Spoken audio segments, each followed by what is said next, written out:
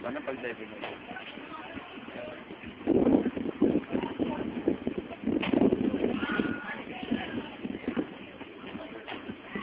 Ang pangit naman. Wait pa yung sinabi ni Joseph. Iniwan namin kayo, di ba? Kasama niyo dito. Mga sumasayo talaga. Ha? Seryoso. Ba, mas experience pa sa atin si Ira. Kapal naman ang mukha mo. Hindi ko sabihin, tagal niya na yung boyfriend na yan. Wala naman sa tagal yun eh. Hindi nga kami nakikita eh. Feeling sa... Ilang taon na ito? Tingin mo.